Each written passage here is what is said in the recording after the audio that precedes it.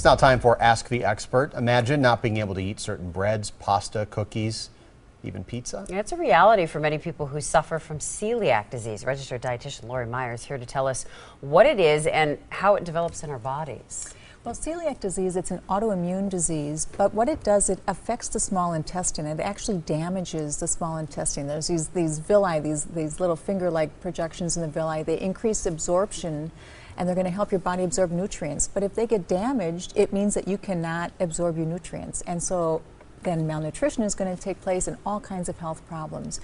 Most of the time we thought that this was occurring just in children, but nowadays we're seeing such an outbreak. Like 1 in 100 people tend to have celiac disease or being diagnosed. Many people walking around with celiac disease don't even know they have it. And they're not being diagnosed. There are a lot of symptoms. And yes. I think you've got some graphics to show us what some of these are. Well, there are over 300 symptoms. I did not give you 300 to put up on the graphic, thankfully. But what I'm giving you are some of the major ones. And what you want to do is take a look at this. Diarrhea, constipation, nausea, abdominal pain, abdominal bloating. These were the classics. But now there are a lot of other symptoms that could also be related. Fatigue, headache, irritability, depression. I think we got fatigue on there twice. Maybe that was my fault. Yeah. So you're really tired. Joint pain, tingling and numbness, weight loss or weight gain. It used to be only weight loss. We're seeing a lot of weight gain, itchy skin or rash,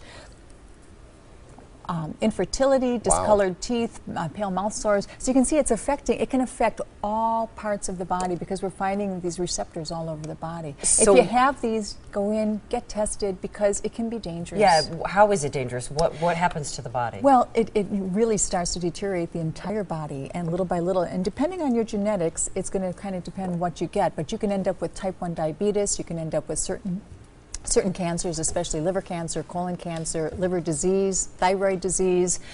You can see osteoporosis is a huge one. They're now finding most people with osteoporosis, they want you to get checked for celiac because that could be the problem. You could give birth to a Down syndrome baby, any of the autoimmunes, Sjogren's, lupus, multiple sclerosis, also migraine headaches, behavioral problems, chronic fatigue.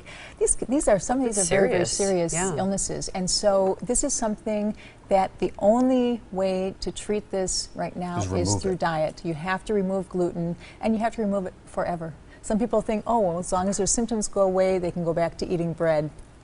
Right now, that's not the case. The only treatment, get rid of gluten. Gluten is the protein found in wheat, rye, barley. I think next week we're going to actually go over some gluten-free foods and kind of talk about it so that people can get an idea of what exactly it is. Eating gluten-free is getting easier. It's getting much easier because there are so many more foods that are available because there are so many more people. When I think 20 years ago, if I had a celiac, oh my goodness, it was terrible because there was nothing that they could eat. Now at least there's a lot of options. Okay, got a question for our experts? You can email them at asktheexpert@todaystmj4.com. You can also leave a voicemail. The number is 967-5253. Laurie, thanks, and we'll continue this conversation next week.